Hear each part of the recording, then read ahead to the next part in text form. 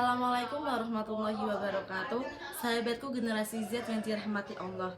Coba buka TikTok atau Instagram kalian.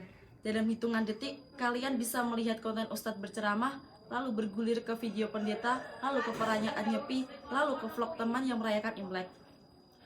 Dunia digital kita adalah miniatur Indonesia yang sangat beragam. Tapi di balik kemudahan ini, algoritma media sosial menjebak kita dalam ruang gema hanya mendengar suara yang sama. Dan mulai percaya bahwa di luar kelompok kita semua orang salah. Tantangan kita hari ini adalah bagaimana menjadi muslim yang baik sekaligus warga negara yang baik di Indonesia yang plural. Toleransi aktif bukan sekedar pasif. Selama ini kita salah paham tentang toleransi. Diartikan sekedar membiarkan orang lain berbeda.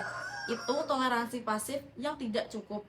Indonesia Islam mengajarkan toleransi aktif yang bergerak, berdialog, bekerja sama, membangun proyek bersama. Lihat piagam Madinah, Rasulullah tidak hanya membiarkan Yahudi dan berbagai suku ada, tapi membangun perjanjian kerjasama, jelas saling melindungi, mempertahankan kota. Allah berfirman dalam surah Al-Hujurat ayat 13 yang artinya, kami jadikan kamu berbangsa-bangsa dan bersuku-suku agar kamu tidak mengenal. Lita'arofu, saling mengenal bukan sekedar tahu nama, tapi budaya, pemikiran, tradisi, lalu menemukan titik temu bekerja sama dalam kebaikan. Toleransi aktif berarti duduk bersama teman beda agama untuk bakti sosial. Gotong royong tanpa mengorbankan prinsip agama, kita tetap muslim. Mereka tetap dengan meyakinnya, tapi bisa bekerja sama dalam hal yang disepakati. Memahami maqasid syariah yang konsep darurat dalam beragama, kita perlu paham prioritas. Ulama merumuskan maqasid syariah, tujuan utama syariat menjaga agama, jiwa, akal, dan keturunan dan harta. Dalam konteks berbangsa, menjaga keutuhan NKRI, keamanan perdamaian termasuk menjaga jiwa dan harta. Nabi ketika berhijrah ke Madinah tidak serta-merta menerapkan semua hukum kaku. Beliau bertahap memahami kondisi menjemuk. Beliau izinkan Yahudi berpegang pada kitab mereka dengan ganggu stabilitas. Pentingnya konsep darurat dalam kondisi tertentu. Hal dilarang bisa diperbolehkan demi kemaslahatan besar. Kita mungkin bisa pendapat soal ucapan selamat Natal, tapi kita sepakat bahwa membiarkan tetangga non-muslim merayakan hari raya dengan aman adalah bagian menjaga kerukunan. Kerukunan prioritas karena tanpanya kita tak bisa hidup tentang beribadah khusyuk, membangun peradaban. Melawan polarisasi menjadi jembatan. Lihat media sosial kita begitu mudah isu sara dihembuskan untuk memecah satu video pendek dan membuat kelompok marah pada di kelompok lain.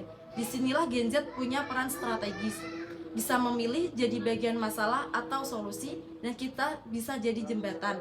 Saat isu sensitif, jangan sebarkan kebencian, jangan sebarkan konten provokatif, jangan tanpa klarifikasi. Jadilah penenang, pelurus, pengajak dialog. Rasulullah justru damai. Dikenal Al-Amin, dipercaya selesaikan sengketa, mencari solusi adil untuk semua, menjadi jembatan dan berani berkata, tunggu, jangan buru-buru marah, atau ayo dengan penjelasan sumber terpercaya.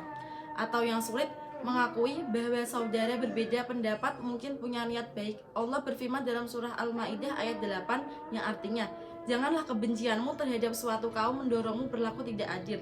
Berlaku adillah karena adil lebih dekat daripada takwa. Bahkan kepada yang kita benci diperintahkan adil, apalagi kepada saudara sebangsa dan berbeda keyakinan. Sahabatku Indonesia, rumah kita bersama banyak kamar dekorasi berbeda, tapi satu atap. Pancasila dan NKRI menjadi muslim dan harus memusuhi yang berbeda. Islam mengajarkan rahmatan lil alamin. Mari bangun toleransi aktif, jadikan perbedaan kekuatan bukan alasan permusuhan. Jadi generasi perajut bukan perobek, pemersatu bukan pemecah. Karena kita tidak ingin akhirat ditanya mengapa diam saat saudara sesama manusia dihina hanya karena agama. Mari kita doakan negeri ini. Robbana atina fid dunya hasanah wa fil akhirati hasanah wa qina adzabannar. Ya Allah, berkahilah Indonesia, lindungi persatuan, jadikan kami pembawa kedamaian. Wassalamualaikum warahmatullahi wabarakatuh.